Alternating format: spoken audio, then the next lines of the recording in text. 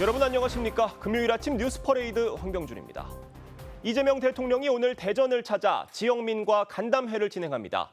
경기 불황으로 어려움을 겪는 소상공인들의 목소리를 듣고 지역 현안 관련 의견을 나눌 예정입니다. 고이동 기자입니다. 취임 30일 만인 어제 첫 기자회견에 나선 이재명 대통령. 지방과 중앙의 균형 발전을 새 정부 핵심 과제 중 하나로 꼽으며 예산 배분 과정에서 우선순위를 두겠다고 밝혔습니다. 정책이나 또는 예산 배분이나 이런 데 있어서 지방을 배려하는 수준을 넘어서서 이제 지역 우선 정책을 해야. 오늘은 대전을 찾아 충청 민심을 전해 듣습니다. 지역 주민 300명이 선착순으로 입장하는데 모든 참석자가 대통령에게 자유로운 의견 개진을 할 수 있도록 할 예정입니다. 기초과학 R&D 관련 논의가 줄을 이을 것으로 보이는 가운데 해수부 이전을 둘러싼 충청 지역 반발 여론에 이 대통령이 어떤 입장을 내놓을지에도 관심이 모아집니다. 앞서 이 대통령은 호남을 찾아 광주 군공항 이전 문제를 놓고 지자체장 지역민들과 공개 토론도 벌였습니다. 원거리에 있는 무안 군민들이 왜 반대하죠? 그게 거의 다 포함이 됩니다. 소원거리에. 진월동 주민 있으세요? 진월 어떠세요? 진월동에서 비행기 소리 잘 안 들립니다. 여야는 6월 임시국회 마지막 날을 맞아 이재명 정부의 첫 추경안을 놓고 막판 줄다리기를 이어갈 것으로 보입니다. TV조선 고이동입니다. 김민석 총리 후보자에 대한 임명 동의안이 민주당 주도로 국회를 통과하면서 초대 총리 인선이 지명 한 달 만에 마무리됐습니다. 국민의힘은 재산 관련 의혹 등이 인사청문 과정에서 해소되지 않았다며 지명 철회를 요구하며 불참했지만 인준을 막진 못했습니다. 김 신임 총리는 경제 위기 극복이 제1과제라면서도 야당과의 협치를 묻는 질문엔 답변을 하지 않았습니다. 장윤정 기자입니다. 국회 본회의 투표장 앞에 선 김민석 총리 후보자가 자신의 임명 동의안 표결에 나선 여당 의원들과 일일이 사진을 찍습니다. 재석 179명 중 찬성 173표로 인준안이 가결되자 김병기 원내대표를 비롯한 의원들의 축하 세례가 쏟아졌습니다. 김 신임 총리는 본회의가 끝난 뒤 폭정 세력이 만든 경제 위기 극복을 강조했습니다. 폭정 세력이 만든 경제 위기 극복이 제1과제입니다. 대통령님의 참모장으로서 일찍 생각하고 먼저 챙기는 새벽 총리가 되겠습니다. 다만 야당과의 협치를 묻는 질문엔 답하지 않았습니다. 표결에 불참한 국민의힘은 재산과 학위 등 각종 의혹이 청문회에서 해소되지 않았다며 자진 사퇴를 촉구하는 규탄 대회를 열었습니다. 국민들은 분노한다. 김민석은 사퇴하라. 송원석 원내대표는 국민을 무시한 독단이자 야당을 배제한 독주라고 비판했습니다. 인준 강행은 단순한 인사 실패가 아닙니다. 이재명 정권의 독재 본능이 드러난 정치적 선언입니다. 본회의장 앞에서 숙식 농성을 6박 7일 만에 끝낸 나경원 의원은 전장을 옮겨 싸우겠다며 야성을 강조했습니다. 국회는 주주 충실 의무와 3% 룰이 포함된 상법 개정안도 이번 본회의에서 처리했는데 새 정부 출범 후 여야가 사실상 합의 처리한 1호 법안이 됐습니다. TV조선 장윤정입니다. 네, 비상계엄 사태를 수사하는 내란 특검이 김주현 전 민정수석과 김성훈 전 경호처 차장을 불러 장시간 조사했습니다. 조사는 밤늦도록 이어졌는데 계엄 다음 날 이뤄진 삼청동 안가회동 실체 등에 대해 집중 확인한 것으로 알려졌습니다. 안혜리 기자의 보도입니다. 12시간가량 조사를 마치고 나온 김주현 전 민정수석이 취재진 질문에 답하지 않은 채 서울고검 청사를 빠져나옵니다. 안가회동에서 비상계엄 이후의 상 대책 논의하겠어요? 김 전 수석은 계엄 해제 당일 삼청동 안가회동에 참석한 4명 중 1명입니다. 특검은 김 전 수석이 계엄 해제 다음 날 강희구 전 대통령실 부속실장에게 비상계엄 관련 문서가 있냐고 물었다는 진술을 확보한 걸로 알려졌습니다. 특검은 검찰 고위검사 출신이자 윤 전 대통령의 핵심 법률 참모였던 김 전 수석을 상대로 사후 계엄을 은폐하도록 조언했는지, 계엄 선포문 사후 작성과 폐기에 관여했는지 등을 집중 추궁한 걸로 전해졌습니다. 역시 특검에 출석한 김성훈 전 경호처 차장도 자정 넘어까지 조사가 이뤄졌습니다. 김 전 차장은 공수처 체포영장 집행을 방해하고 윤 전 대통령 지시로 비화폰 기록을 삭제한 혐의를 받습니다. 김건희 특검팀도 출범 하루 만에 주가 조작 의혹 혐의를 받는 삼부토건 본사와 관련자를 전격 압수수색했습니다. 특검팀은 윤석열 정부 당시인 2023년 우크라이나 재건 사업 테마주로 삼부토건이 엮이면서 주가가 급등했고, 이 과정에 윤 전 대통령 부부가 연루됐다는 의혹을 정조준 중입니다. TV조선 안혜리입니다.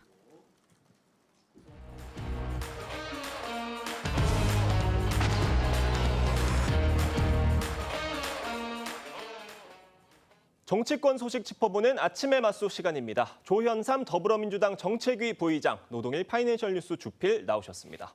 안녕하세요. 전해드린 대로 이재명 대통령이 역대 대통령 중 가장 빠른 취임 30일 기자회견에서 21분간 경국 현안에 대한 입장을 밝혔습니다. 질문은 총 15개를 받았고요. 답변은 길게는 10분 넘게 이어진 것도 있었습니다. 어제 기자회견 짧게 총평해 주신다면요. 일단 어제 기자회견을 살펴보게 되면 시기와 형식, 내용 모든 면에서 이재명 정부가 추구하는 방향성을 그대로 보여준 게 아닌가 싶습니다. 시기적으로 봤을 때는 출범한 지 30일 만에 이루어지지 않았겠습니까? 예.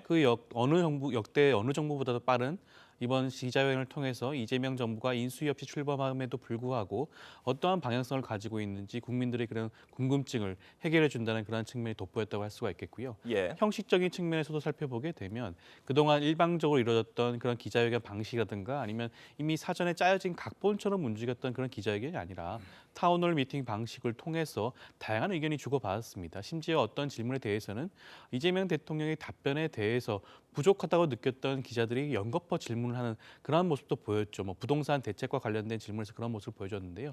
그러한 모습 자체가 어떻게 보면 이재명 정부의 그런 소통의 방향성을 보여준 게 아닌가 싶습니다. 내용적인 측면에도 마찬가지죠. 예. 국정 안정과 민생 회복에 대한 그런 방향성을 제대로 보여준 그런 회견이 아니었나 싶습니다. 내용적, 형식적으로 의미 있고 참신한 기자회견이었다 이렇게 좀 호평을 해주셨는데, 좀 국민의힘에서는 이번 기자회견이 역대 가장 빠른 기자회견이 아니라 역대 가장 빠른 자화자찬이었다 이렇게 비판을 했어요. 일단 긍정적으로 평가할 부분도 있죠. 예. 빠른 시기에 국민과 소통한 부분, 그리고 다양한 기회에 또 여러 가지 만들어서 그거를 예. 소통하려고 하는 것도 긍정적으로 평가할 수 있습니다. 오늘은 또 대전 가서 또 타운홀 미팅 하신다는 네. 거예요. 저는 광주에 가서도 하셨고, 그런 점은 긍정적으로 평가할 수 있습니다. 30일 만이든 한 달 만이든 간에 그건 중요한 건 아니고요. 그러나 이제 그 내용을 보면 지금 30일 만이라고 하는 것은 무슨 대통령 취임해서 구체적인 정책이 적용되어서 예. 결과가 나올 수 있는 시간이 아니지 않습니까? 지금 내각도 아직 확정되지 않았고요. 예. 그렇기 때문에 뭔가 일을 만들 수 있는 그런 상황은 아닙니다. 그렇기 때문에 앞으로 이제 그런 것들이 이제 다 내각 신용이 짜여지고 구체적으로 어떤 정책들이 나오고 그래서 어떤 결과가 나오고 그러면 그 당시에 또 국민들에게 이렇게 잘 설명하고 소통하는 건 필요하지 않나 싶은데, 어쨌든 빠른 시간 내에 다양한 기회를 통해서 국민과 소통하려고 하는 그런 점들은 전 높이 평가할 수 있다고 생각합니다. 네, 그러니까 어떤 구체적인 성과가 나오기 전, 그리고 또 내각 인선이 마무리되지 않은 시점에서의 기자회견이어서 다소 좀 이른 감이 없지 않았다는 말씀이셨어요. 어제 회견에서 나온 주요 발언들 하나하나 짚어보겠습니다. 먼저 부동산 대책입니다. 얘기 들어보겠습니다. 제가 이제 부동산과 관련된 말씀을 좀 드리면, 이번에 대출 규제는 맛배기 정도에 불과하죠. 부동산 관련된 정책이 많아요. 수요 억제책은 아직도 엄청나게 많이 남아있다. 집이 부족하니까 신도시 만들어서 계속 공급해야 된다, 이 주장이 있어요. 지방 입장에서 보면 그거 소금물 계속 마시는 거 아니냐, 목마르다고. 새로 자꾸 신도시 만들어 나가면 그게 또 수도권 집중을 불러오지 않냐. 정말 유례 없이 소득 수준에 상관없이 6억 캡을 씌워서 수요를 좀 줄이겠다라는 정말 초강력 대책을 내놨었는데, 이게 맛보기에 불과하다는 얘기는 지금 이런 대책 또 나올 수가 있다는 얘기로 들립니다. 어떻습니까? 여기에 대해서 어제도 여러 기자들이 그런 질문들을 예. 계속해서 했던 모습을 보여줬죠. 이재명 대통령 입장에서는 부동산 대책에 대한 입장이 명확해 보입니다. 예. 수요와 공급 모두 다 관리를 할 필요성이 분명히 있다라는 측면을 강조한 것으로 보여지고요.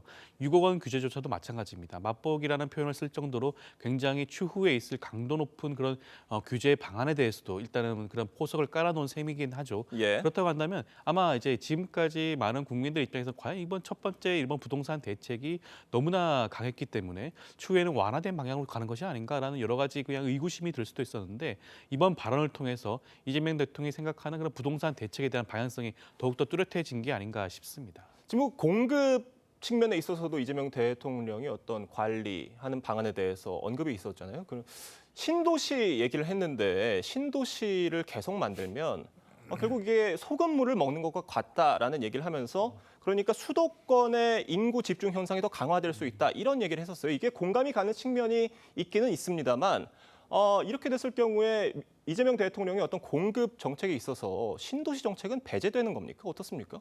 일단 지금 현재로서는 새로운 신도시를 개발할 가능성은 낮다고 봐야겠죠. 기존에 있는 신도시도 아직까지 개발이 완료되지 않은 경우가 많습니다. 그 개발이 완료되지 않은 그런 신도시 부분에 대해서 마무리하는 것이 일단은 먼저라고 할 수가 있겠고요.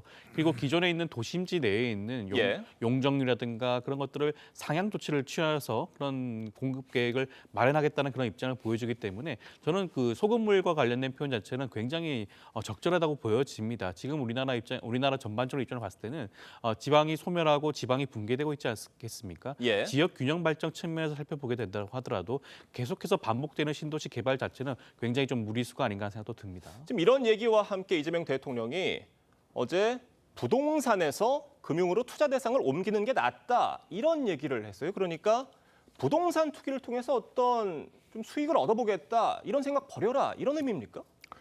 뭐 그건 정말 원론적으로는 정말 옳은 말씀이죠. 예. 지금 우리나라 부동산은 특히 집은 아파트는 뭐 본인이 사는 곳이 아니라 투자 대상, 투기 대상이 되지 않습니까? 예. 뭐 한 달 만에 몇 억이 올랐다, 몇 억이 내렸다 이렇게 얘기하는 것은 정말로 성실한 삶을 사는 국민들 일반적인 국민들에게는 허탈하게 들릴 수밖에 없는 그런 거기 때문에 있을 수 없는 일이고 있을 수 없도록 해야죠. 그렇기 때문에 대체 투자 수단으로서 뭐 금융, 주식 투자 이런 것들이 필요하다고 보여집니다. 근데 말로 엄포를 놓아서 부동산 값이 잡힌다면 누가 막 무슨 말을 못 하겠습니까? 노무현 뭐 대통령 또 문재인 대통령 시절에도 뭐 부동산에 투자한 사람 뭐 폐가망신시키 이런 식으로 얘기한 사람도 있지 않습니까? 예. 그런데 계속 올랐습니다. 왜 그렇겠습니까? 말이 아니라 실제 정책이 어떤 효과를 냈냐가 중요한 것인데 당시도 그렇지 못했거든요. 예. 문재인 대통령 때는 28번이나 부동산 대책을 내놨는데 그것이 먹히지 않았고요. 그렇기 때문에 뭐 지금 뭐 얼마든지 있다. 뭐 맛보기다 이건 뭐 대출 규제는 그렇다면 지금이라도 빨리 내놓아야죠. 예. 뭐 오른 다음에 내놓겠다. 오르면 내놓겠다. 이거는 안 되는 거죠. 오르지 않게 하는 것이 대책이고 정책인 것이니까 그런 강력한 억제책, 대책이 있다면 빨리 내놓고 그다음에 지금 아까 처음 말씀하신 대로 주식 시장이 화랑이 되면서 거기에 투자가 옮겨가는 뭐 그런 선순환 구조를 만드는 게 바람직하다고 생각합니다. 알겠습니다. 이 대통령은 어제 회견에서 검찰개혁의 필요성을 강조하기도 했습니다. 관련 발언 들어보겠습니다. 동일한 주체가 수사권과 기소권을 동시에 가지면 안 된다라는 점에 대해서 이견이 없는 것 같습니다. 제도 자체를 그때까지 어릴게를 만드는 건 가능할 수도 있을 것 같아요. 완벽한 제도가 정착되기까지는 한참 걸리겠죠. 그러나 중요한 거는 뭐 그때까지 정리할 수는 있겠죠. 검찰개혁 추석 전까지 얼개는 만들 수가 있을 것이다라는 얘기를 했어요. 이게 그 정성호 법무장관 후보자가 얘기했던 속도 조절론과는 조금 결이 다른 얘기 같습니다. 오히려 지금 민주당에서 당권 도전에 나선 정청래 박찬대 의원 그리고 지금 강경 지지층 분들이 얘기하시는 검찰개혁 정말 한 발도 물러서서는 안 된다. 이 입장에 좀 힘을 실어준 것 같습니다. 어떻습니까? 저는 큰 틀에서 정성호 법무부 장관 후보자와는 큰 차이는 없어 보이긴 합니다. 이재명 대통령께서는 지난번 대선 과정에서 보여줬던 국민들의 열망, 검찰개혁에 대한 그런 국민적 공감대를 다시 한번 말씀을 하신 것으로 보여지는 것이고요. 그 시점에 있어서도만큼은 지금 현재 여당인 민주당과 그 큰 괴리가 없어 보이지 않겠습니까? 이미 여러 가지 검찰 관련된 개혁 법안들이 개정안들이 올라가 있고요. 그리고 지금 당대표 후보로 나와 있는 2명의 그런 의원님들도 마찬가지 입장을 보여주고 있습니다. 추석 전까지는 큰 틀에서 살펴보게 되면 어떻게 검찰 개혁을 방향할 것인지에 대한 그 방향성을 마무리 지을 수가 있는 것이고요. 예. 구체적으로 검찰 개혁에 대한 그런 세부적으로 들어가는 항목에 있어서만큼은 추석 이후로 넘어갈 수도 있을 겁니다. 큰 틀에서 어떻게 검찰 개혁을 이뤄나갈지에 대해서는 추석 전까지 아직 시간이 꽤 많이 남아있죠. 그 시간까지는 충분히 마무리할 수 있지 않나라는 그런 입장을 보여주신 게 아닌가 싶습니다. 근데 어제 정성호 법무장관 후보자가 국회에서 또 이런 메모를 보는 모습이 좀 잡혔다고 해요. 하려면 신속히 선제적으로 하자. 지금 저희가 화면으로 나가는 이 내용인데 검찰 개혁 시기라는 제목의 저런 메모 아래 내용은 다시 말씀드리면 하려면 신속히 선제적으로 하자. 이 내용을 지금 보고 있는 모습이에요. 이재명 대통령의 기자회견 이후에 주변에서 여러 가지 좀 전화를 받으셨다고 합니다. 저런 어떤 검찰 개혁에 있어서 좀 속도감 있는 추진을 해야 되는 거 아니냐 이런 얘기를 하고 본인이 좀 메모를 하신 거라고 해요. 어떻습니까? 네. 글쎄 뭐 검찰 개혁도 필요하다면 해야죠. 뭐 어제 대통령께서는 뭐 검찰 개혁은 뭐 자업자득 아니냐. 예. 그 말은 나를 수사했기 때문에 너희들 당해봐라 이런 얘기도 들립니다. 사실 솔직하게 얘기하면. 예. 그런데 검찰 개혁이 또 예를 들어서 지금 말씀하신 대로 또 많은 사람이 얘기하는 대로 뭐 수사권, 기소권 또 뭐 기소하지 않을 수 있는 권한도 있고 마음대로 할 수 있는 권한도 있고 이러기 때문에 뭐 권한이 상당히 센 건 분명하고요. 그런 것도 이제 어떻게 조정하거나 하는 게 필요할 겁니다. 그런데 무릇 모든 개혁이라고 얘기하는 것은 그 수혜자가 누구여야 하냐? 예. 국민이어야 하는 겁니다. 지금 검찰 개혁을 통해서 한다고 했지 않습니까? 여러 뭐 문재인 정권에서도 많이 했고. 네. 그런데 과연 지금 수사를 하는 범죄 수사를 하는 그런 것들이 국민들이 좋아졌습니까? 나빠졌습니까? 많은 사람들이 얘기하는 나빠졌다고 하거든요. 고소고발 사건 한없이 늘어지고 있고 수사가 또 검찰과 경찰서 왔다 갔다 핑퐁하면서 누가 무슨 수사를 하느냐 이런 것 때문에 네. 논란도 많고요. 그러니까 국민이 편리한 이것이 오히려 더 나빠졌다는 얘기입니다. 편리해지지 않고 편의성을 증진해야 되는데 지금 이것도 일반 국민 여러분 저를 포함해서 성실하게 사는 사람들 검찰이 힘이 세든 말든 무슨 상관이 있습니까? 아무 느낌도 없습니다. 왜 불편하냐? 왜 자꾸 검찰 개혁하냐? 힘센 사람들, 그런 사람들, 권력 있는 사람들, 돈 많은 사람들 이런 사람들이 불편하다는 얘기입니다. 검찰이 힘이 세서 수사를 자기들 하니까. 그러니까 검찰 개혁도 필요하지만 일반 국민들이 느끼는 것, 일반 국민들이 편의성을 검찰 개혁을 하면서 더 좋아졌다. 예. 수사도 신속하게 되고 정말로 제대로 된 수사가 이어지는구나. 그래서 국민들이 정말 불편한 것, 범죄 피해자가 빨리 피해를 보전받게 되는구나. 이런 것들이 느껴져야 되는데 자칫하면 검찰 개혁이라고 해서 힘센 사람들 수사를 못하게 하는 예. 그런 방향으로 갈까 봐 좀 걱정이다. 이런 것도 있다는 생각 좀 알아주시기 바랍니다. 네. 외교 통상 분야에 관한 질문도 이어졌습니다. 이 미국과의 관세 협상 관련 이 대통령의 발언 들어보겠습니다. 관세 협상이 매우 쉽지 않은 건 분명합니다. 아직까지도 쌍방이 정확하게 뭘 원하는지가 명확하게 정리되지는 못한 상태입니다. 그러나 계속 노력하고 있다는 말씀드리고. 지금 한미 양국이 정확히 뭘 원하는지 정리가 되지 않은 상황이다. 이런 얘기인 건데 지금 관세 유예 기간이 8일까지니까 얼마 안 남았잖아요. 지금 이 시점이라면 어느 정도 방향성은 좀 나와야 됐던 게 아닌가라는 생각도 들어요. 말씀하신 것만 들어봤을 때는 사실상 그 관세 협상을 연장 시한 이전까지 마무리 짓기는 좀 쉽지 않은 그런 모습처럼 보이긴 합니다. 예. 그렇기 때문에 우리나라 입장에서는 관세가 부활되는 그런 최악의 상황까지 염두에 두고 관세 협상에 임할 필요성이 있지 않을까 싶고요. 그렇다고 하더라도 서두를 필요성이 있을까 싶긴 합니다. 지금 가까운 일본의 경우에도 관세 협상과 관련해서 굉장히 끊임없이 줄다리기를 이어가고 있죠. 트럼프 정부 입장에서는 관세율을 더욱더 높인다는 그런 주장까지 하고 있는 상황이긴 합니다. 예. 그럼에도 불구하고 일본의 입장에서도 이에 대해서 적극적으로 대응하고 있는 모습을 살펴보게 되면 이 관세 협상만큼은 우방국이라고 하더라도 절대로 양보하거나 그런 손해를 볼 필요성이 없지 않나 생각이 들고요. 그러한 측면을 살펴보게 되면 이재명 정부가 관세 협상에 대해서도 시간을 가지고 충분히 적극적으로 국익을 우선하여 협상할 필요성이 있지 않을까 싶습니다. 지금 이재명 대통령이 아직 트럼프 대통령 못 만났잖아요. 그런데 국무장관 방한까지 취소가 되면서 지금 외교가 스텝도 좀 꼬였다 이런 분석 나오고 있습니다. 상황 어떻게 보고 계십니까? 글쎄 일부에서 얘기하는 것처럼 뭐 우리 뭐 이재명 대통령에게 뭐 미국이 좀 의구심이 있어서 일부러 늦춘 거 아니냐, 이것도 뭐 저 방한이 꼬인 거 아니냐, 취소된 거 아니냐 이렇게 생각하는 사람도 있는 것 같은데 그렇지 않은 것 같아요. 좀 갑자기 이제 그 이스라엘 네타냐후 총리하고 트럼프 대통령 정상회담이 백악관에서 예정돼 있기 때문에 뭐 그것 때문에 국무장관이 이제 거기서 먼저 그게 우선순위로 있기 때문에 좀 취소된 것 같습니다. 근데 결과적으로 봤을 때는 지금 얘기한 것처럼 우리 외교 문제가 지금 일단 한미 정상회담 개최 거기서도 여러 가지 논의할 게 많은데 아까 좀 얘기하신 관세 문제라든지 통상 문제 지금 그게 지금 제대로 안 되는 거 아닙니까? 진행이 안 되고 지난번 G7 정상회담 가서도 못 만났고 또 나토 정상회의는 우리가 참석하지 않아서 못 만났고 뭐 그런 것 때문에 여러 가지 좀 약간 의구심이 지는 건 사실입니다. 그러나 이 문제는 조금 더 좀 차분하게 짚어보면서 우리가 적극적으로 좀 추진을 해서 한미 정상회담이 빠른 시간 내에 이루어져야 된다고 봅니다. 그래야 뭐 한일 정상회담도 추진하고 뭐 한중 정상회담도 추진할 수 있지 않겠습니까? 우리가 지금까지 외교 관례로 보면 한미 정상이 만나지 않고서 뭐 한일 정상이나 한중 정상 만날 수는 없거든요. 뭐 그렇기 때문에 뭐 우리가 이 문제를 가지고서 이게 뭐 한국 패싱이다 얘기할 수는 없지만 어쨌든 우리가 외교적 노력을 최선을 다해서 한미 정상회담을 빠른 속도로 추진을 해야만 일반적인 우리 대한민국의 외교 스케줄이 제대로 이어진다 이렇게 생각할 수 있습니다. 알겠습니다.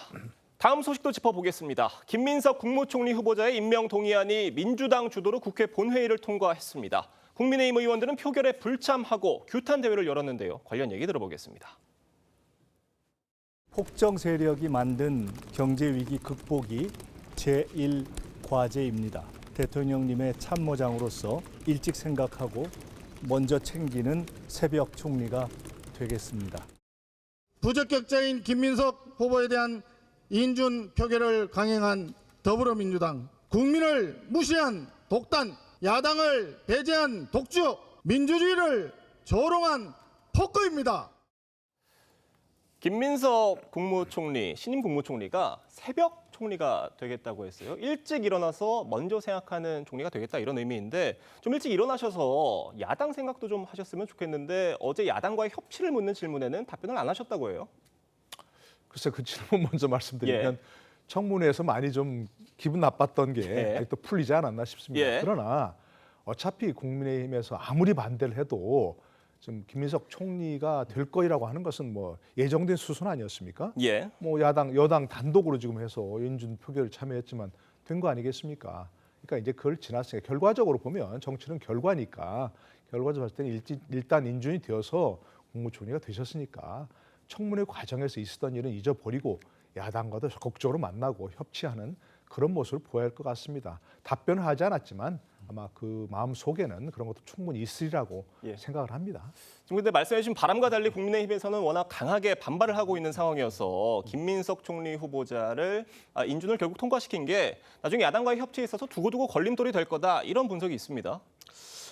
김민석 총리죠 이제. 김민석 총리에 대한 인사청문회 과정에서 국민의힘 입장에서는 조금 더 적극적으로 어떻게 보면 왜 이런 의혹에 대해서 문제 제기를 하는지에 대해서 잘 입증하고 소명할 필요성이 있었겠죠. 그런데 이틀간 열린 인사청문회 과정에서 아마 많은 국민들이 목격했을 겁니다. 과연 김민석 총리에 대해서 결정적인 하자가 있는 것이 맞는지에 대해서 아마 의문을 가졌을 거예요. 그 현장에서조차도 제대로 된 증거조차 제대로 된 뭐 진술이라든가 이런 것조차 확보하지 못한 상태에서 단지 의혹이 있으니까 총리 인준을 할 수 없다라고 주장하는 것 자체가 자칫 잘못하면 지금 발목 잡기의 그런 모습을 보여주는 것이 아닌가라는 생각이 들 수밖에 없는 것이고요. 지금 아시다시피 총리가 없는 공백기가 굉장히 길어지고 있습니다. 조석기 총리가 인준이 되고 난 다음에 1기 내각 구성을 위한 마무리 작업에 재청도 해야 될 필요성도 굉장히 있지 않겠습니까? 국정 안정을 서두르기 위한 국민의 눈높이에 맞는 그런 인준 절차였다고 보여지는 것이고요. 추후에는 아마 김민석 총리가 여야와 함께 협치하는 그런 모습도 함께 보여주지 않을까 기대도 하고 있습니다. 알겠습니다. 국민의힘 소식도 좀 짚어보겠습니다. 국민의힘 안철수 혁신위원장이 오는 7일 혁신위원회를 공식 출범할 계획이라고 밝힌 가운데 야당 내에선 기대와 우려가 이어지고 있습니다. 당내 목소리 들어보겠습니다. 김용태 비서실장 내놓은 5가지 안이 뭐 얼마나 대단한 안이라고요. 최소라고 보거든요. 그보다 훨씬 강력한 내용이 나와야 되는데 당대표 아래에 있는 혁신기구의 장이 그보다 더 센 메시지를 냈는데 받아들일 가능성이 구조적으로 좀 어렵다. 이게 저의 우려입니다. 안철수 위원장께서 꼭 혁신안으로 담아야 하실 것 중에 하나가 중진 선배들의 차기 총선 불출마 정도는 담으셔야 그래야 국민들의 눈높이에 맞는 정말 변화와 반성이라는 걸 우리가 설득할 수 있다. 저희가 지금 볼 때 혁신위에 항상 전권이 부여되느냐 안 되느냐를 좀 보는 부분이 있잖아요. 근데 지금 전권이 아직 부여되지 않은 혁신위 같아요. 어떤 성과 낼 수 있을 것으로 보십니까? 글쎄요, 결론부터 말씀드리면 별 기대는 지금 하기 어려운 상황인 것 같습니다. 예. 그동안 보수 세력이 예를 들어서 총선에 패할 때 또는 대선에 패할 때 여러 가지 변화의 모습을 보였지 않습니까? 이름도 바꾸고 색깔도 바꾸고 사람도 바꾸고 이렇게 많이 했는데 이번에 대선 패배한 이후에 아무것도 안 하고 지금까지 있었습니다. 야당으로서의 존재감도 없었고 좀 전에 총리 얘기했지만 그 수많은 의혹들에서 아무런 것도 어떤 정확한 어떤 전국을 찌르는 그런 없었고요. 이렇기 때문에 과연 어떤 변화의 모습을 보여줄 것인가 하는 것도 지금까지 많이 해온 것들 중에 하나 정도밖에 생각을 못 하거든요. 글쎄 지금 아까 좀 잠깐 얘기하신 분도 무슨 중진 총선 불출마? 총선이 지금 언제 한참 남았습니다. 그 얘기하면 지금 국민들이 혁신이라고 느끼겠습니까? 당장 정계 은퇴를 선언해도 모자랄 그런 사람들을 계속 끌어가는 수밖에 없겠고 우선 제일 시급한 것은 윤석열 전 대통령의 관계를 완전히 단절하는 그런 것이라고 생각합니다. 과거에 어떤 말을 계엄이라든지 탄핵이라든지 이런 거에서 어떤 말을 했던 간에 너는 과거에 이랬다 얘기하지 말고 앞으로 이렇게 하겠다 하면서 정말 국민들이 변화의 모습을 느낄 수 있는 그런 거 뭔가 내놔야 되는데 구체적으로 내놔야 되는데 아무리 생각해도 쉽게 내놓을 수 있는 게 없지 않을까. 또 이름 바꾸고 색깔 바꾼다고 해서 국민들이 또 그걸 신선하다 이렇게 생각하겠습니까? 어려운 과제를 맡았다고 생각합니다. 알겠습니다.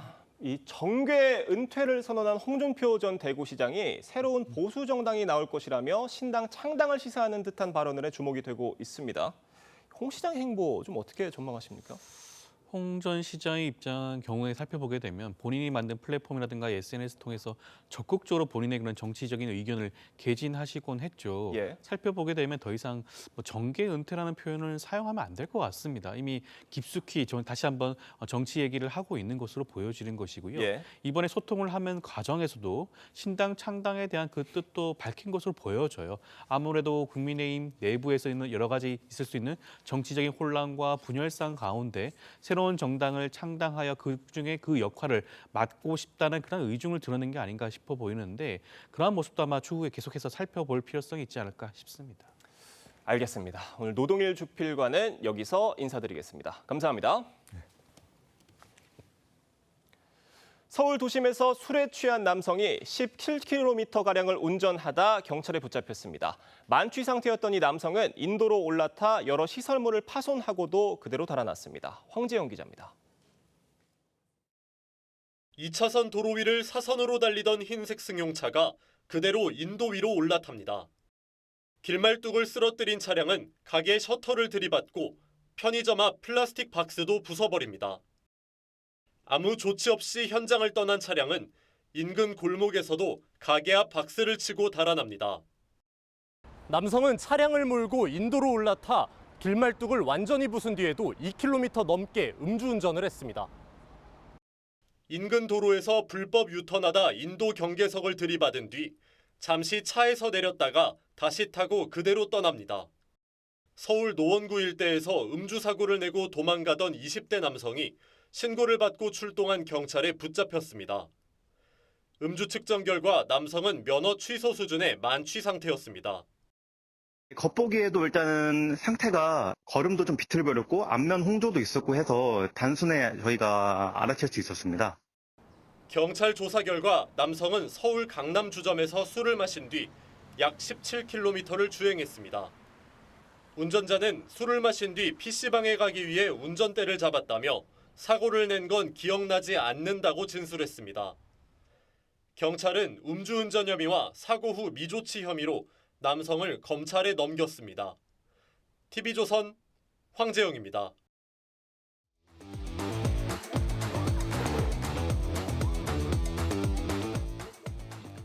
화제가 된 사건 사고 소식 짚어보는 아침의 이슈 시간입니다. 네, 최진영 변호사, 조윤삼 변호사와 함께 자세한 이야기 나눠보도록 하겠습니다. 안녕하세요. 안녕하세요. 안녕하십니까. 이틀 전 부산의 한 아파트에서 부모가 집을 비운 사이 화재가 발생해 어린 자매가 숨지는 안타까운 사고가 발생했습니다. 이거 얼마 전에 부산에서 있었던 참 안타까운 사고와 굉장히 비슷한 경우 같아요. 그렇습니다. 너무 아이를 둔 아빠로서도 저도 참 안타까운데요. 예.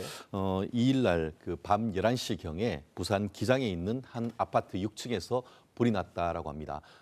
소방 당국이 신속하게 그 불을 진화를 했습니다만 예. 안에는 안타깝게도 그 어린 아이 자매가 사망한 채 발견됐다라고 하는데요.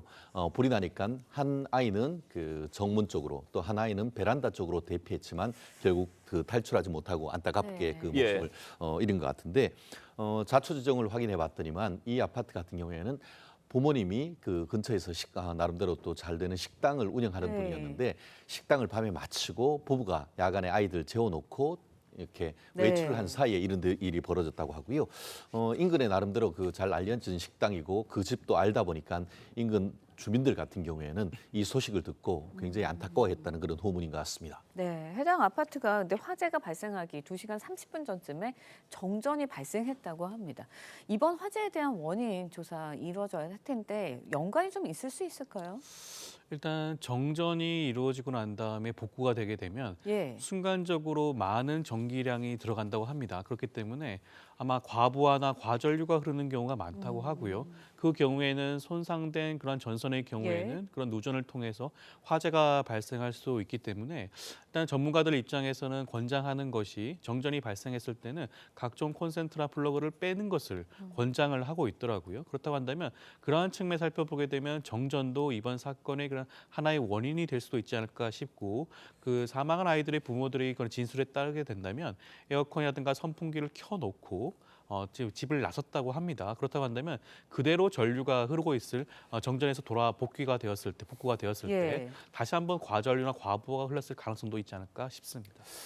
이번 사고는 지난달 발생한 부산 아파트 화재 때와 마찬가지로 해당 아파트에 스프링클러가 설치되어 있지 않았다고 합니다. 이 스프링클러 미설치 아파트들에 대한 조치가 좀 필요해 보여요. 그렇습니다. 아시다시피 스프링클러라는 것은 화재 때 물을 흩뿌려 가지고 어떻게 보면 화재를 진압하는 장치 아니겠습니까? 그런데 우리나라 아파트 같은 경우에는 2003년을 기준으로 2003년 이후에 건축 허가를 받은 아파트 같은 경우에는 스프링클러가 내부에 그 설치가 돼 있습니다만 그 이전에 그 지어진 아파트 같은 경우에는 스프링클러가 없습니다. 그저 화재 감지기밖에 없는 그런 상태인데 이번 그 아파트 같은 경우에도 말씀드린 것처럼 구축 아파트로서 2003년 이전에 있다 보니까 이런 화재가 발생했을 때 물을 뿌려주는 그런 스프링클러가 없었다라고 하는 것 같습니다. 지금 이번 그 말씀하신 것처럼 지금 며칠 전 지난달 24일 같은 경우에도 부산 한 지역에서 거의 비슷한 사고가 남으로써 아이들이 사망한 사건이 있었는데 그러다 보니까 이번 박형준 부산시장 같은 경우에는 구축 아파트에 지금 설계 변경을 해서 스프링클러를 설치하는 것은 현실적으로 상당히 어렵죠. 하지만 전체적인 전수조사를 통해서 어느 아파트가 스프링클러가 있는지 여부에 대한 사실관계를 확인하는 것을 지시를 했다고 합니다. 그래서 그런 아파트에 대해서는 소방과 관련되는 어떤 요청사항을 좀 더 높여서 이런 부분을 막기 위한 부분인 것 같은데 소를 잃었다고 하면은 외양간이라도 빨리 고쳐야 되는 것이 아닌가 생각합니다.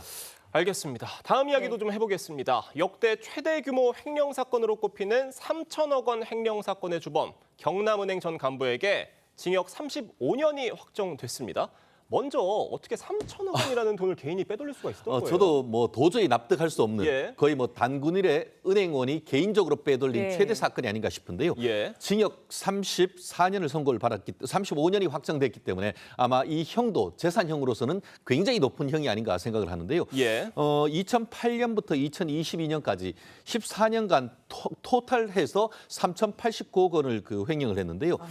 봤더니만 개인적으로 단독 범행으로 2008년부터 2018년까지 한 10년 동안 한 800억 원을 횡령을 했고 그리고 2014년부터 2022년까지는 고등학교 동창과 공모를 해서 한 2,300억 가량을 횡령을 했다고 합니다. 근데 범행 수법이 굉장히 대담하고 어떻게 보면은 화이트 칼라 범죄의 대표적인 케이스가 아닌가 싶은데요. 이게 투자금융 부장으로 있다 보니까 어떻게 보면 부동산 개발과 관련된 업무를 담당했던 것 같습니다. 그래서 일부는 실질적으로 어떤 부동산 개발하는 시행사가 돈을 빌려줬다가 그것을 변제한 것을 개인적으로 착복했던 그런 케이스가 있고, 그것을 이제 하다가 안 걸리니까 대담하게 자기들이 마치 시행사의 직원인 것처럼 가짜 서류를 만든 다음에 대출을 해서 이것을 이제 횡령했는 금액이 거의 뭐 14년 동안 3천억을 이르렀다고 하는데요. 이런 부분이 어떻게 해서 일어났는지 정말 저희 법조인으로서도 도저히 납득이 안 되는, 내부적으로 통제가 안 됐나 이런 의문을 가질 수밖에 없는 사안인 것 같습니다. 횡령액이 이제 3천억 원에 달하다 보니까 이모 씨가 빼돌린 회사 돈을 월 평균 7천만 원을 이상을 쓰면서 생활을 해왔다, 이렇게 전해지고 있거든요. 구체적으로 어떻게 호화 생활을 이뤄낸 거예요? 이 씨 같은 경우에는 빼돌린 이런 범죄 수익을 가지고 금괴를 다량으로 매입을 했다고 합니다. 그리고 현금화를 통해 가지고 상품권 같은 것도 다량으로 매입을 해서 오피스텔 3곳에 나눠서 이를 보관했다라고 합니다. 그러면서 말씀하신 것처럼 매월 7천만 원 이상 정도의 그런 소비 패턴을 보여줬던 것으로 보여지고요. 부동산도 83억 원 상당의 고급 빌라, 강남에 있는 고급 빌라와 명품 등을 사들이면서 호화로운 생활을 했다라고 합니다. 골프랑 피트니스 회원권과 자녀 유학비 등에도 이런 막대한 돈이 들어간 것으로 알려졌습니다. 참 3천만 원도 아니고 3천억 원이에요. 정말 이해가 되지 않는데, 이 씨의 가족들도 회사 돈을 빼돌리는데 적극적으로 도왔다고 합니다. 아내와 친형 이미 처벌이 내려졌다고 해요. 여기는 처벌이 있었고 실형이 됐습니다만 어떻게 보면 솜방망이 처벌인 것 같습니다. 지금 말씀하신 것처럼 친형과 부인 같은 경우에는 실형으로 1년 6개월형이 선고됐다라고 하는데요. 그것 외에도 한 7명 정도가 관련된 사람이 다 실형을 선고된 것은 맞습니다. 근데 지금 봤더니만 김치통을 현금통으로 이용을 했다고 하는데요. 실제로 압수수색하는 과정에서 김치통에 4억 원이나 있었고, 형 같은 경우에는 44억 원이나 되는 돈을 이 현금으로 바꾸고 하는 것에 도와줬고, 또 이게 수사기관이 수사를 해오자 적극적으로 도주를 도왔다라는 그런 혐의가 있는 것 같은데, 본인에 대해서는 형이 상당히 높았습니다만 가족들에 대한 형은 현저히 낮았던 것이 아닌가 하는 생각입니다. 알겠습니다. 오늘 두 분 말씀은 여기까지 듣겠습니다. 감사합니다. 고맙습니다. 밤낮을 가리지 않는 무더위 속에 오늘도 일부 지역의 낮 최고 기온이 37도까지 올라가는 등 폭염이 계속될 전망입니다. 서울 광화문 광장에 나가 있는 취재기자 연결해서 자세한 상황 알아보도록 하겠습니다. 윤수영 기자, 오늘도 무더위가 이어질 것으로 예상이 되는데요. 현재 날씨 어떻습니까? 네, 보시는 것처럼 날씨는 좀 흐린 가운데 현재 서울 기온은 26도로 어제 아침과 비슷한 수준입니다. 하지만 습도가 90%에 달해 출근길 체감 온도는 28도에 육박하고 있습니다. 오늘도 전국적으로 무더운 날씨가 예보됐습니다. 한낮 기온은 서울 31도, 대구 36도 등으로 전국이 30도에서 36도를 나타내고, 강릉 등 일부 지역은 37도까지도 오를 전망입니다. 수도권과 강원도 하늘은 대체로 흐리지만 나머지 지역은 맑을 것으로 보입니다. 오전부터 저녁 사이 수도권과 강원 내륙엔 빗방울이 떨어질 수 있습니다. 예상되는 비의 양은 서울과 경기 남부 5mm, 그 밖에 수도권과 강원 지역 5에서 20mm 정도입니다. 비가 그치면 습도가 높아져 다시 무더위가 이어지겠습니다. 주말인 내일도 전국 대부분 지역에서 낮 기온이 31도를 오르내리는 폭염이 예상되고, 경기 북동부와 강원 등 일부 지역에는 아침까지 비가 이어지겠습니다. 제주와 남부는 장마가 일찍 끝나면서 전국적으로 다음 주에도 찜통더위가 이어질 전망입니다. 광화문에서 TV조선 윤수영입니다. 제주와 남부 지역 장마가 조기에 종료되면서 올여름에는 무더위가 더욱 기승을 부릴 것으로 예상이 되고 있는데요. 자세한 소식 맹소영 기상컬럼니스트와 함께 짚어보도록 하겠습니다. 안녕하세요. 안녕하세요. 네, 먼저 장마부터 이야기를 해볼게요. 지난달 중하순에 장마철 시작이 됐다라고 이야기가 전해지면서 이게 비가 계속 가지 않을까라는 생각을 했는데 생각보다 며칠 내리지 않았어요. 그렇죠. 이제 매년 장마의 패턴이 달라지고 있습니다. 뭐 일찍 시작해서 늦게 끝났던 2020년과 비교를 좀 많이 했었는데, 올해 같은 경우는 제주도와 남부지방에 기상청이 공식적으로 장마 종료를 선언을 했습니다. 그래서 6월 12일에 일찍 시작한 제주도 같은 경우는 한 15일 정도, 그리고 남부지방 한 6월 19일 정도에 그것도 한 4, 5일 정도 일찍 시작을 했는데도 불구하고 한 2주를 버티지 못하고 장마비가 종료가 됐는데요. 결국에 이렇게 장마가 종료가 됐다라고 하는 것은 장마가 만들어지는 원리는 결국엔 정체 전선이 형성이 되고 그 전체 전선상에서 내리는 비를 장마비라고 합니다. 정체 전선은 남쪽에 덥고 습한 공기와 북쪽에 위치한 차가운 공기와 대립을 하는 그 경계면에서 내리는 비를 말하는데요. 결국에는 이 정체전선이 북한 지역까지 밀고 올라갔다고 하는 것은 남쪽에서 덥고 습한 공기가 그 정체전선을 밀고 올라가게 만든 거거든요. 그래서 이미 제주도와 남부지방은 덥고 습한 공기에 점령을 당한 거고요. 그리고 오늘부터 이제 모레까지 중부지방으로는 비 예보가 있습니다. 양이 많지는 않지만 이 비의 원인 자체가 정체전선상에서 내리는 비이기 때문에 기상청은 중부지방의 장마는 종료하지 않은 것으로 이제 발표를 한 것이죠. 네, 알겠습니다. 그동안 이제 장마의 성질 많이 달라졌다라는 말씀 여러 번 해주셨는데 국지성 호우가 잦아지면서 장마 대신에 한국형 우기가 정착하고 있다 이런 분석들도 나오고 있습니다. 어떻게 보세요? 뭐 일반 사람들에게는 이제 한국형 우기에 대한 이야기가 지금 이제 거론되고 있는 것 같지만 학계에서 학자들은 이미 2000년대 이후부터 장마라는 표현보다는 이제 우리나라도 동남아처럼 건기와 우기를 나눠야 되는 그런 어떤 기상학적인 패턴들이 변했다라고 이야기가 꽤 오랫동안 나왔었습니다. 그런데 2022년에 기상청에서 발간한 장마백서 여러 학자들이 같이 의견을 모아서 우리나라 이제 기후 패턴을 분석을 하는 그 지표라고 보시면 될 것 같은데요.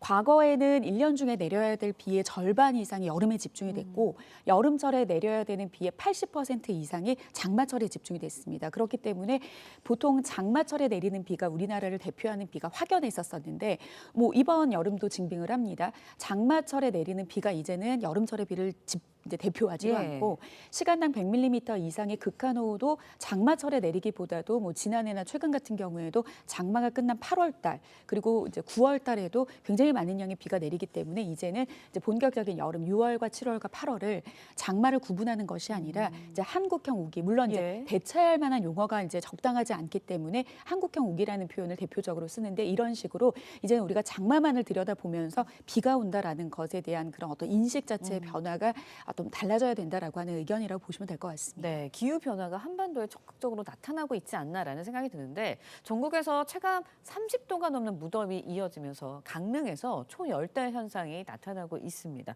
초열대야 현상이 뭔지 또 다른 지역이랑은 어떻게 다르게 되는 건지 이게 좀 궁금해요. 그러니까 밤 동안에도 열기가 식혀지지 않는 현상이 열대야입니다. 그러니까 밤잠을 이루기까지 힘들 정도의 체온 조절이 힘든 그 기준점이 이제 25도 선이라고 이제 우리가 기준을 잡은 거죠. 밤 최저 기온이라고 하는 것은 전날 오후 6시 1분부터 다음 날 9시까지 오전 9시까지 25도 아래로 떨어지지 않았을 때를 열대야라고 하는데 보통은 이제 장마가 시작이 되고 왜냐하면 장마가 시작이 됐다라고 하는 거는 덥기도 덥지만 이제 습한 열기, 낮 동안에 받은 열기를 이 습기가 그대로 잡아두게 되면 밤 동안에도 열이 떨어지지가 않거든요. 그래서 보통은 7월과 8월 달에 나타나는 게 일반적인데 이제는 6월 달부터 열대야가 나타나고 있는 데다가 이제 최근에는 초열대야, 밤 동안에도 30도 아래로 떨어지지 않는 현상들이 나타나고 있습니다. 뭐 지난밤 강릉 같은 경우에는 29도대로 초열대야의 기준치에는 못 미쳤지만 거의 준하는 초열대야 그가 한 3일 정도 지금 이어지고 있는 상황인데요.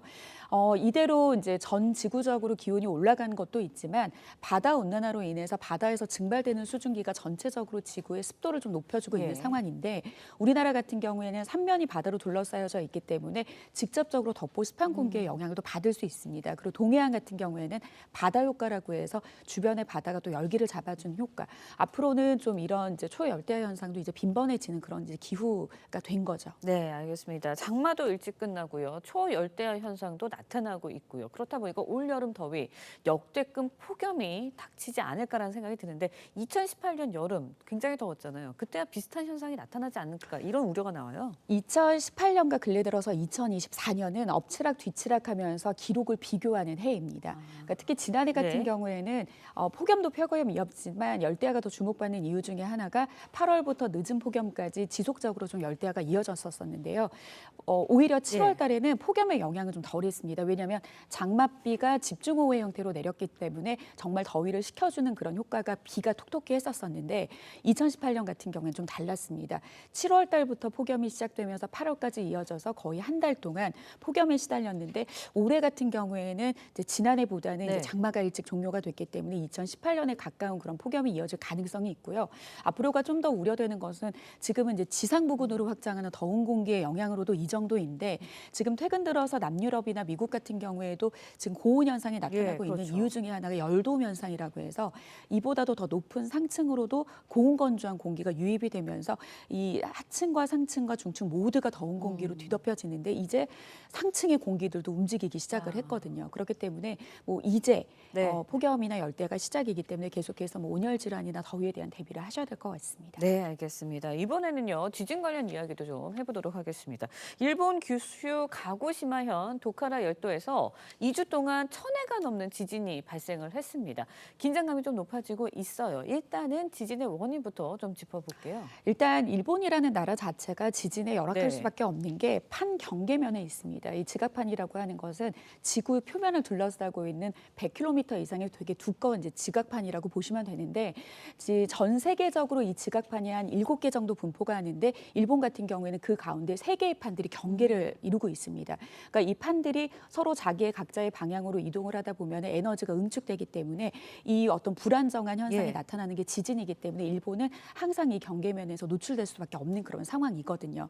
근데 지금 이제 여러 가지의 복합적인 그런 이제 상황들이 나타나는데 특히 도카라 열도 같은 경우에는 원래는 한 500회 이상 이제 항상 지진이 발생하는 지역인데 올해 같은 경우에는 좀 유난스러운 것이 육지 쪽의 단층과 해저 쪽의 단층이 좀 겹치면서 군발 지진이 지난 2주 안에도 규모 1 이상의 규모가 한 1000회 이상 일어난 건 좀 이례적이기는 하지만 굉장히 지진의 빈도가 좀 다발적으로 지금 나타나고 있다라고 보고 있어야 될 것 같습니다. 네, 알겠습니다. 여기까지 듣겠습니다. 맹소영 기자 칼럼니스트와 함께 이야기 나눠봤습니다.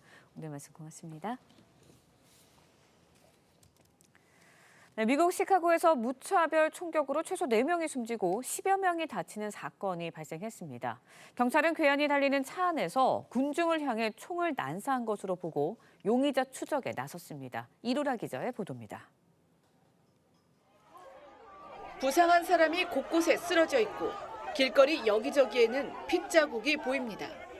현지 시간 2일 밤 11시쯤 시카고 리버노스의 한 음반 발매 파티장 앞에서 무차별 총격 사건이 발생했습니다. 차를 타고 나타난 괴한이 총을 난사해 적어도 4명이 숨지고 10여 명이 다쳤습니다. 부상자 중 일부는 위독한 상태여서 사망자는 더 늘어날 가능성이 있습니다. Absolute chaos, from people screaming to blood on the streets to people laying on the streets. 경찰은 누군가 달리는 차량 안에서 군중을 향해 총을 쏜 뒤 즉시 도주했다고 밝혔습니다. They were standing on the sidewalk when a vehicle pulled up and they opened fire on a crowd. They didn't care who was struck, and in a matter of seconds, they were able to shoot 18 people. 현장에서 여러 종류의 탄피가 발견돼 총격범이 복수일 가능성도 수사 중입니다. 도심 버나가에서 발생한 무차별 총격 사건으로 지역 사회는 큰 충격에 빠졌습니다. Shooting into a crowd of people that's not the best of who we are as a city. It's unacceptable, and we will not stand for that. 경찰은 인근 CCTV 분석 등을 통해 용의자 신원 파악에 주력하고 있습니다. TV조선 이루라입니다. 네, 한국인 성직자로서는 처음으로 교황 선출 절차 콘클라베에 참여한 유흥식 추기경이 당시의 소감을 밝혔습니다. 콘클라베의 매 순간이 거룩하고 재미있었다며 영화 속 묘사는 전부 픽션이라고도 했는데 올해 안에 이재명 대통령과 새 교황 레오 14세가 만났으면 한다는 기대도 전했습니다. 박소영 기자의 보도입니다. 바티칸에서 휴가차 귀국한 유흥식 추기경이 대통령실이 교황청으로 보낸 친서에 이재명 대통령이 가까운 시일 안에 교황을 찾아뵙기를 바란다는 내용이 담겨 있었다며 올해 안에 만남이 성사되길 바란다고 밝혔습니다. 우리 대통령님께 가능하면 금년 중에 좀 교황청을 좀 방문하셔서 교황님을 뵀으면 좋겠다는 의견을 조심스럽게 의견을 드렸고요. 한국인으로는 처음 참여한 콘클라베에 대해선 매 순간이 거룩하고 재미있었다며 콘클라베를 정치적 투쟁이나 야합처럼 묘사한 영화는 전부 픽션이라고 강조했습니다. 콘클라베는 픽션이에요. 그럴듯하게 꾸며낸 거예요. 이번 콘클라베는 굉장히 재밌고 거룩하고 단순하고 웃음도 많고 그런 아주 정말 멋있는 그런 모임이에요. 유흥식 추기경은 전 교황인 프란치스코는 물론 새 교황 레오 14세와도 인연이 깊습니다. 레오 14세가 추기경이던 당시 같은 건물 위아래층을 쓰면서 돈독해졌습니다. 내가 여기서 쿵쿵거리는데 괜찮지 않느냐 했더니 걱정하지 말라고. 그리고 한국에서는 방에 들어가면 구두 벗는 게 얼마나 좋은지, 그래서 소리 하나도 안 나니까 걱정을 편안하게 피랑 쿵쿵거려도 된다고. 진취적이고 도전적인 프란치스코와 달리 레오 14세는 경청을 특히 잘하는 조용한 인물이라며 가난한 지역에서 20년간 선교사로 활동한 이력을 추기경들이 높이 평가했다고 전했습니다. TV조선 박소영입니다.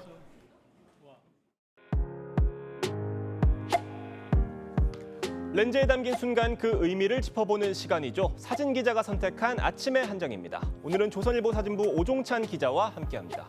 안녕하세요. 오늘 볼 사진 어떤 건가요? 네, 전남 영광의 한 염전에서 관계자가 천일염을 수확하고 있는 장면입니다.